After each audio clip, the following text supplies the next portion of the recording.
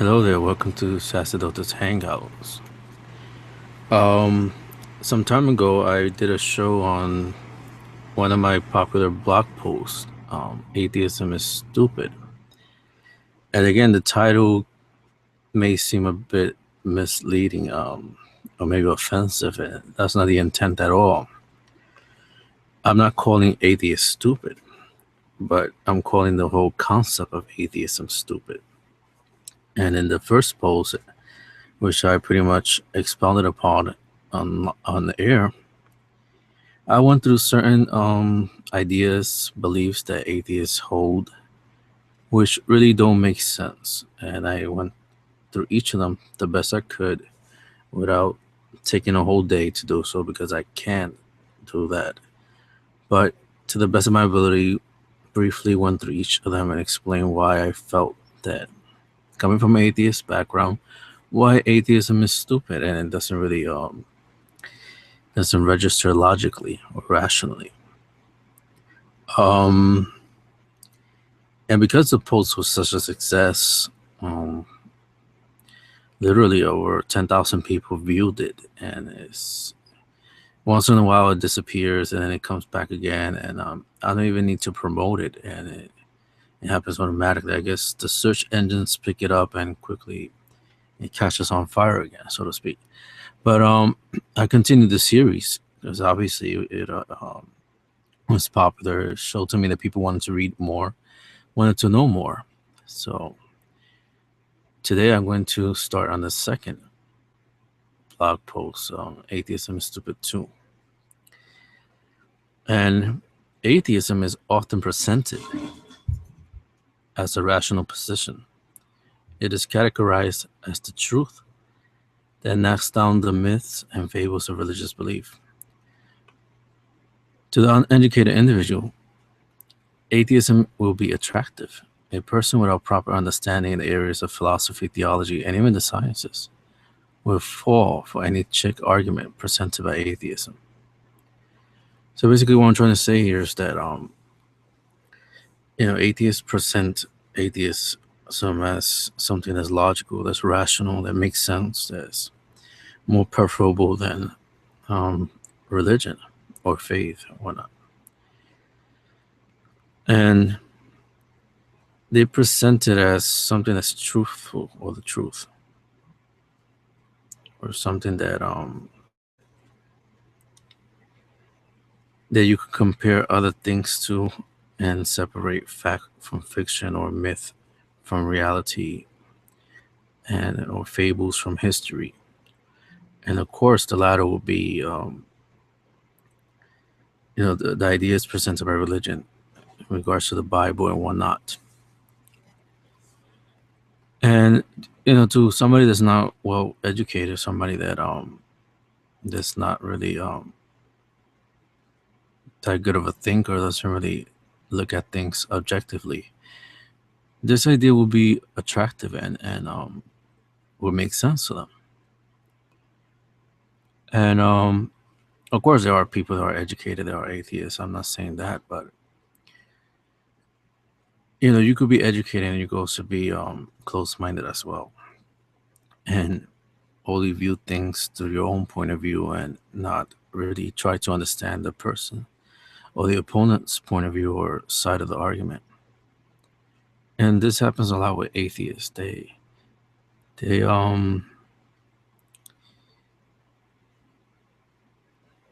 just present their point of view and they don't really want to hear yours.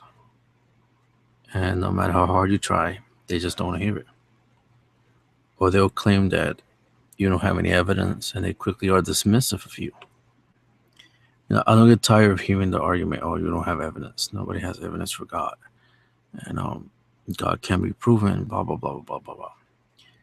They say all these things with such certainty that it just makes you laugh, because that where they're coming from is just the same nonsense that Dawkins and these other people throw out in the world, or their debates and conferences and whatnot. And in reality, those comments really hurt atheism, because when If you say that you can't prove God or there's no evidence for God, the question will be, how so? Can you prove that? What makes you think there is no evidence for God or whatnot? And some of them will just look at you like you're crazy, and most of them will say, "Oh, but the burden of proof is on you. I don't have to answer that." So it's a cop out, a way that they save face and try to avoid getting into a discussion with you, because obviously they step into a hole they can't escape from. So they quickly hide behind the shifting of the burden. Oh, you have the burden because you're the one making a claim. But wait a minute. You just said there's no evidence for God and whatnot, and nobody has proven God whatnot. You just made a claim. That's what it is. You made a claim. So naturally, you have to defend that claim, because your own word is not an authority. Just because you say there's no evidence for God, or nobody has proven God, doesn't mean that we have to believe you. Who are you to say that? You got to show us the money, so to speak. Walk the walk. Don't just talk the talk.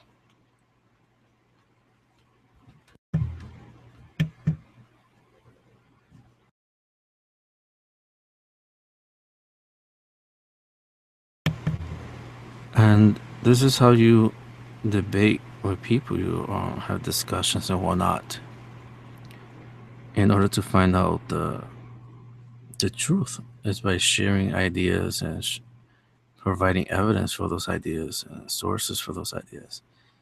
Not just cop out and say, "Oh, you have the burden of proof is on you."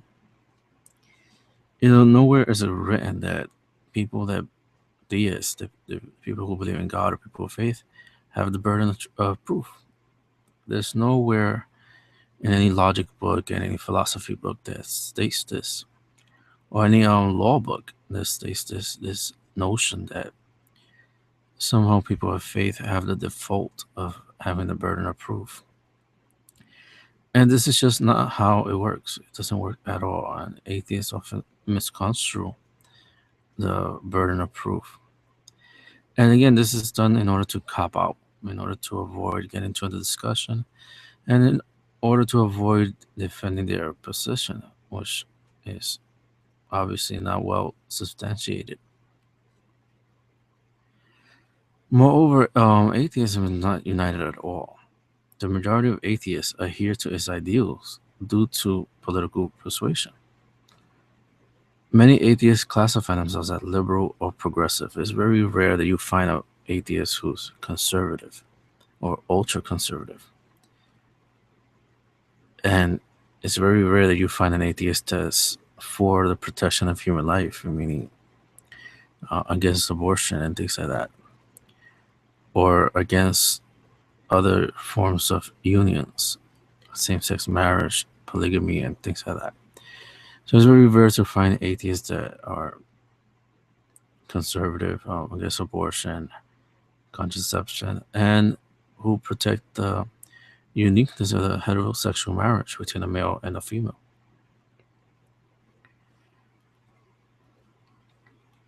Some time ago, somebody had tweeted and said, even if he does, full well atheism is a massive spectrum. The only thing we share in common is a lack of belief in God. And this tweet was dated in 2013. Well, this person is incorrect in claiming that atheists share a common lack of belief in God. Atheists are known to hold all kinds of beliefs regarding God. Some claim that God does not exist at all. Others claim that God may exist, but they are not convinced due to any apparent lack of evidence or claims of evidence. So there's no unity at all among atheists in regards to lack of belief or not believing in God. Some of them say right off the bat, there is no such thing. While others say, "Oh, I'm not so sure, but if evidence appears, then I will believe." And this is because they lack reflective equilibrium. Now, this term, reflective equilibrium, originates from the American philosopher John Rawls. So, what is reflective equilibrium? Well, reflective equilibrium is the attempt of the individual to balance ideas in such a way that they become coherent. The individual takes on a deliberate process in which beliefs are accepted, rejected, or blended with others. In psychology, the equivalent of this can be cognitive dissonance. So basically, what reflective equilibrium is that people try to balance certain ideas with their own opinions and their own understanding of life, and they try to make it into something rational. So it's pretty much like cutting and pasting different ideas and trying to make these cut and paste pieces fit with your own ideas or your own opinions and all that. And this could be a disaster because it will cause all kinds of contradictions and you will get yourself in trouble for that. Atheists cannot find common ground in their beliefs regarding the existence of God. They cannot find common ground on mostly everything. Take the block feud regarding morality and science between Sam Harris and one of my former professors, who I have great respect for, Massimo Pellucci. Atheists often attempt to hide behind science, believing it to be a safe haven for and a promoter of atheism. However, science is no such thing. So Sam Harris has been one that has presented the idea of scientism, which means that everything should be subject to scientific inquiry or investigation. Otherwise, it's not valid. And people who believe in scientism disregard philosophy and even psychology, um, sometimes even archaeology and other forms of knowledge and study, by claiming that it's not empirical enough. It doesn't really study things sensually, so to speak, or using experiments and formulas in order to find evidence and confirm the evidence. And this is a big problem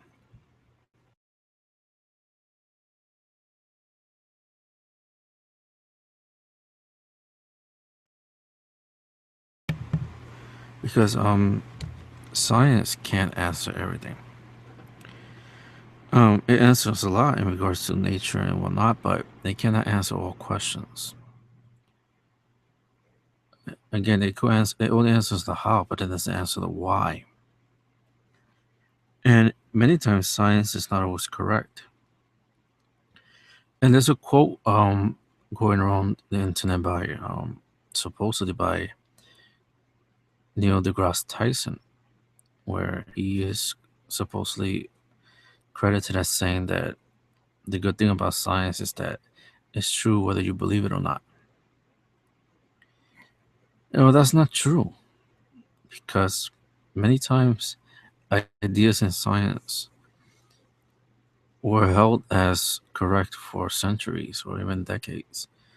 And people taught it was published in textbooks, taught in university classes and whatnot as truth, as valid, as fact. Then lo and behold, a student or somebody comes along and finds different conclusions. And it just turns the whole idea, the whole theory upside down. So it's not true that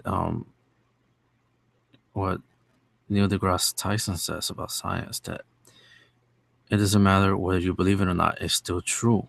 That is not true at all. That's he's being dishonest by stating that. And, you know, a good example would be the geocentric view of the world, that the Earth was the center of the universe. For centuries, this was the model that the scientific world accepted in regards to our location in the universe. And what happened? Nikolai Copernicus comes along and says, "No, we're not the center of the universe. Actually, the sun is the center of the universe. And even he got it wrong because the sun is not the center of the universe. It's the center of the solar system. But his ideas proved to be true, that the sun was the center. We were going around the sun. We were orbiting the sun. Not that the sun was orbiting us. So he was correct. So have we adopted Neil deGrasse Tyson's view that science is true, whether you want to believe it or not, then centuries ago, people would have still believed in geocentrism and not questioned it because, according to Tyson, science is true whether you believe it or not. But that's not true. And science does not work that way. Science doesn't present itself as magisteria or something that can't be questioned. It provides the data and ideas surrounding that data and conclusions surrounding that data. And you could accept it or not, or you could question it and reevaluate that data or present new data and completely change the whole thing. That's what science is. That's how science works. So Sam Harris and my former professor, Dr. Pellucci, were having this block feud over this idea that science is somehow the filter that filters out everything, and we don't need any other form of branch of knowledge or study.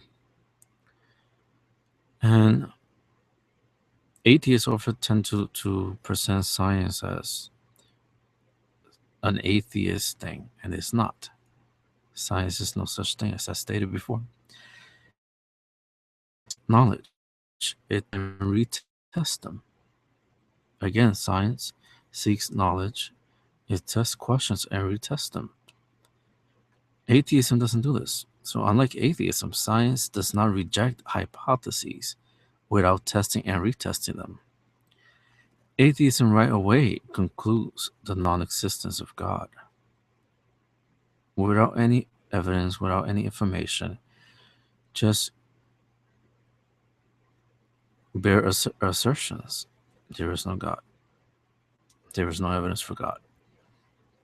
No evidence is presented for this. No model is presented for this. No solid reasoning is presented for this. We are expected to just accept this phrase, there is no God. God does not exist. Science doesn't take this approach. This is why there is no science indicating that God does not exist. You won't find, to my knowledge, you won't find any journal, scientific journal or text stating that God does not exist. Because there's no evidence to show otherwise. There really isn't. No scientific theories even hint at the non existence of God. Now, we have the theories of evolution, cosmic inflation, theories of the big splat and multiverses and all of these different, interesting and fun ideas, but none of them even suggest that God does not exist. None of them. You won't find in journals pertaining to these theories the phrase, therefore God does not exist. All organisms evolve from a certain point, therefore God does not exist. Or the universe began from existence from a point smaller than the period, and God had nothing to do with that. You won't find no such journal or anything even suggesting that idea. None at all. What they do instead is explain the mechanisms behind what is being studied, not the ultimate causality of them.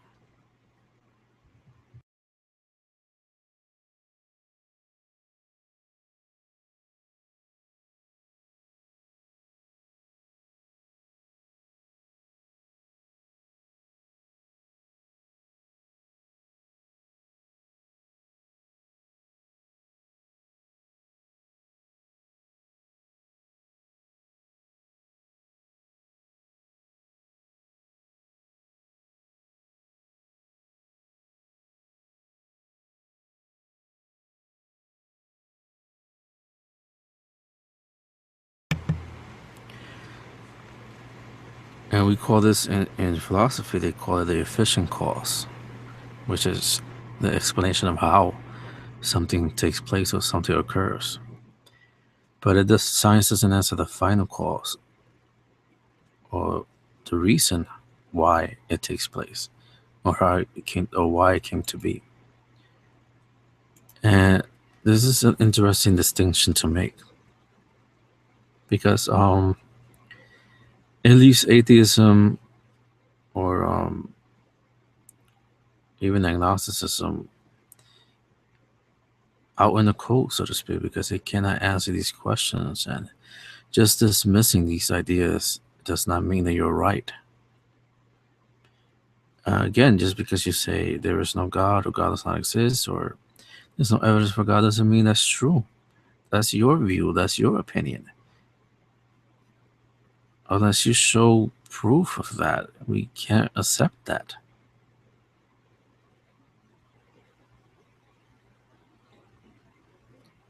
Atheists will state that they do not know the origin of everything. A simple "I don't know" is a valid response, they claim. However, if atheism or atheists believe "I don't know" suffices in regards to causality, then on what grounds is God ruled out? If an atheist does not know what caused everything to exist, if we don't have all the answers to how the universe began, then how can you immediately rule God out of the equation? How can you do that? Can you explain that to me? How can you do that? If you claim that you don't know how the universe truly began or what caused it and whatnot, if you don't know what happened or what caused it, then how can you say that God had nothing to do with it? How do you know that? Because in order for you to say that, then that means you do know what caused the universe. Because if it wasn't God, then it was obviously something else. So you do know what caused the universe when you say that kind of statement.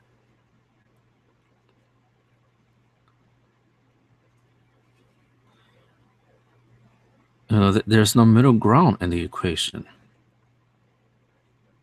It's either God is the cause or an unconscious agent is the cause.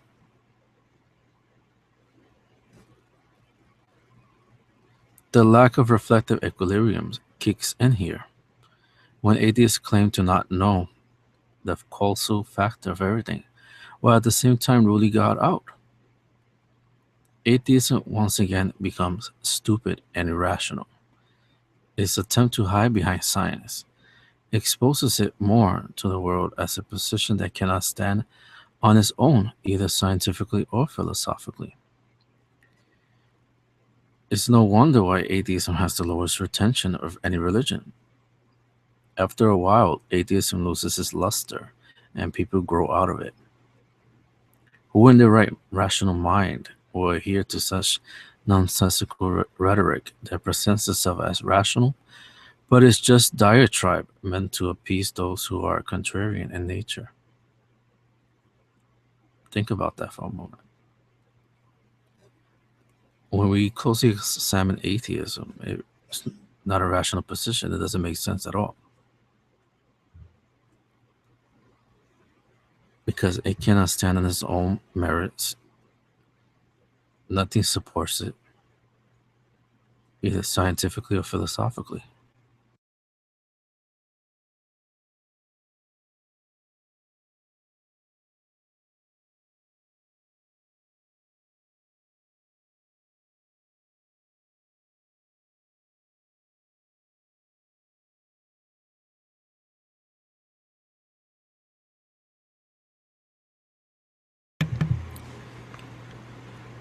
And once an atheist starts to realize that, he or she begins to question, what is really out there? Because obviously atheism is not helping.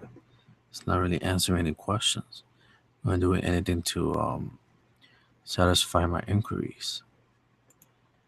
And this is when theology and philosophy come along and begin to allow an atheist or to expand the horizon, so to speak, to think outside of the box and to start to contemplate, wait a minute, this whole God thing, it does make sense after all. Obviously, if the universe began at a point, then it's not the universe itself is not its own cause. It has a contingent nature to it. And because of this, the cause has to be supernatural, outside of nature.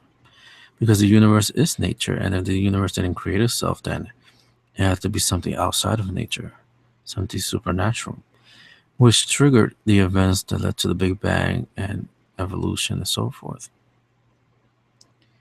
And this will be a more rational conclusion than just simply saying, I don't know what did it, but I know it's not God. Think about that statement. I don't know what did it. I don't know what caused the universe, but I definitely know it wasn't God. There's a problem there with your reasoning or your logic right there when you think that way or you say things like that, because it implies that you do know what the cause is, and you could clearly rule out God when you say that. So you set yourself up for a dilemma, a problem, which will be extremely difficult for you to get out of. And this is where the reflective equilibrium comes in, where atheists tend to take different pieces of information, for example, scientific theories and ideas, and then splice them up and try to force them to agree with their own ideas and views, which most of the time comes from other atheists or other vocal atheists out there, such as Richard Dawkins and Lawrence Krauss and Christopher Hitchens and Sam Harris, Daniel Dennett, and so forth, who present all these different, ideas and arguments that seem convincing to the person who's not well educated or doesn't know how to really critically think another person's opinions and ideas.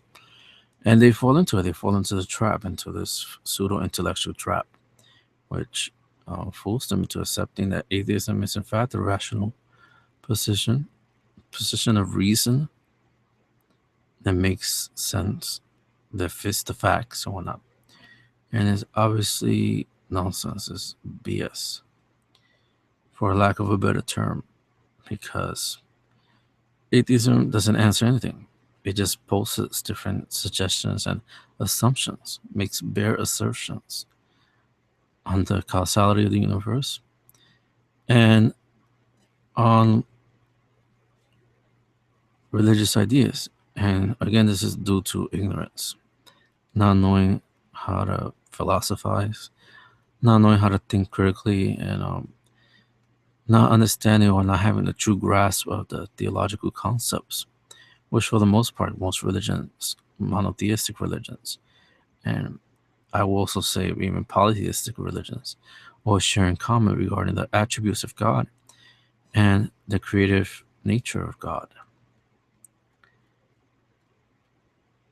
So this is why it's important for atheists to really think outside of the box, to open their minds, and to realize it.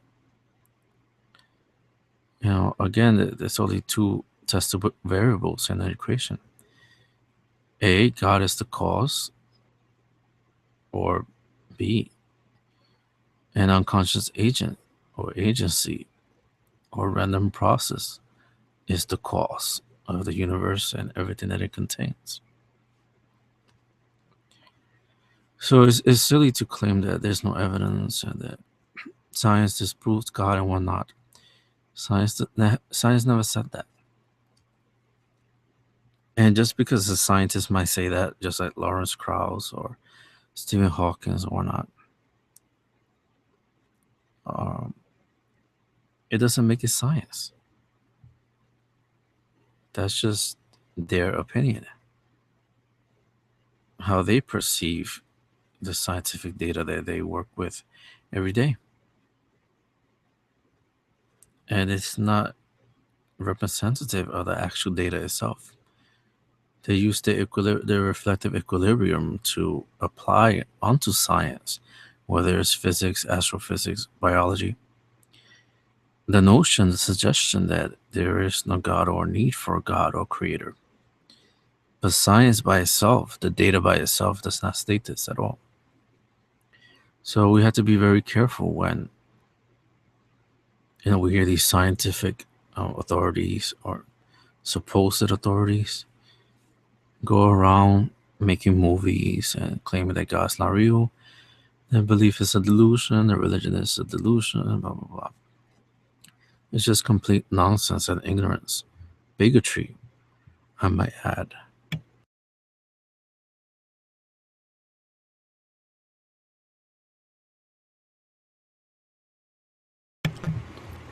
So this is why I started to think about my own quest and transition from atheism into theism, into religion, Catholicism, to be more precise.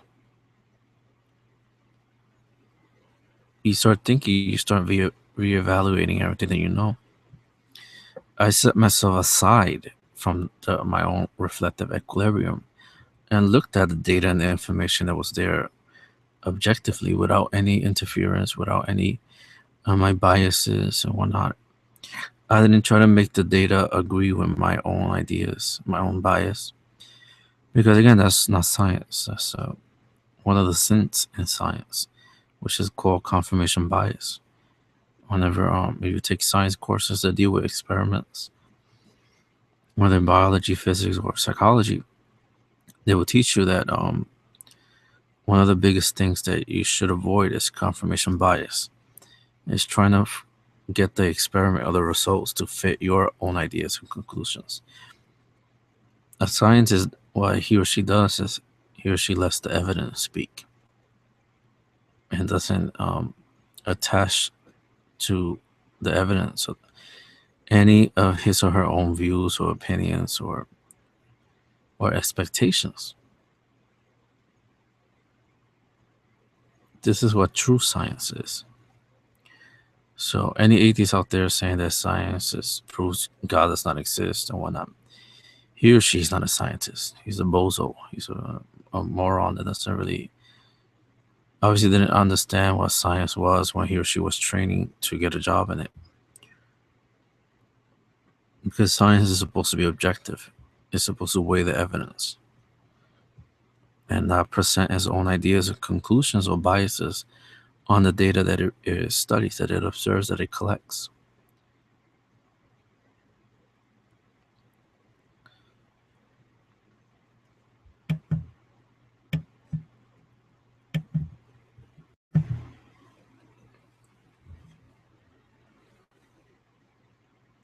So this is why I conclude that in my second post, why the idea that atheism is stupid, because it really doesn't do anything intellectually. It doesn't stimulate intelligentsia. It doesn't stimulate reason. It just assumes things, you know, without any evidence, without any conclusion. I dare to say that atheism is really believing without lack of evidence. Because again, if you can't show that God is not the cause of the universe, or you cannot show this coherently and concretely, then you have nothing to rely on. So there's no reason at all why you should be presented this idea, because it doesn't fit the facts.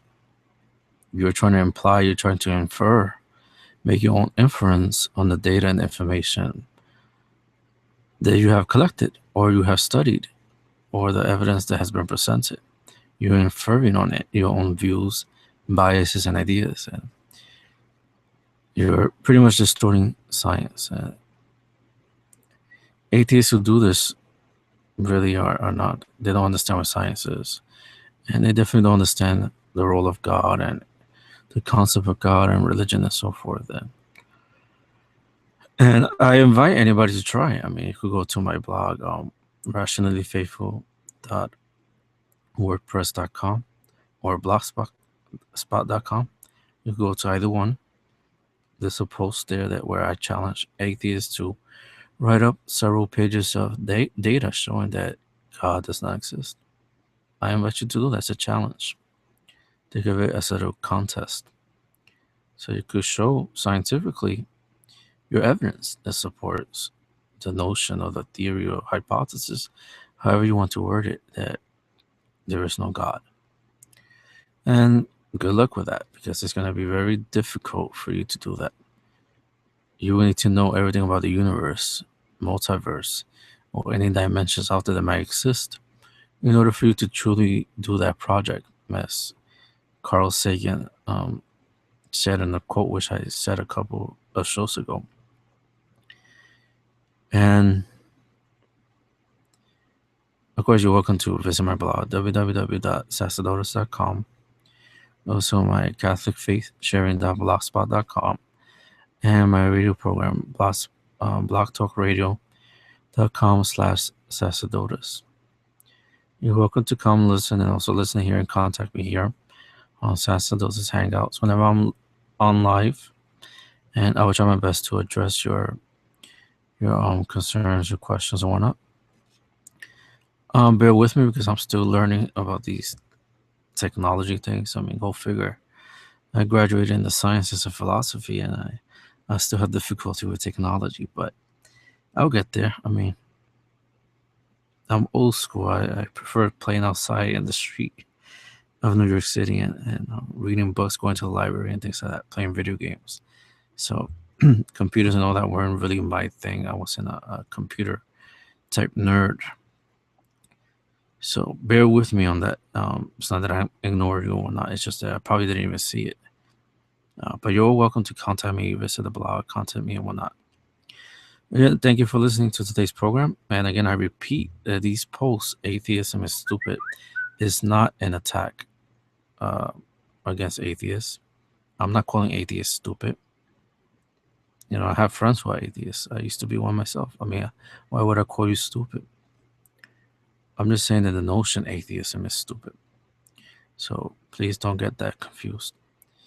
Thanks again for listening again. And God bless and Merry Keep.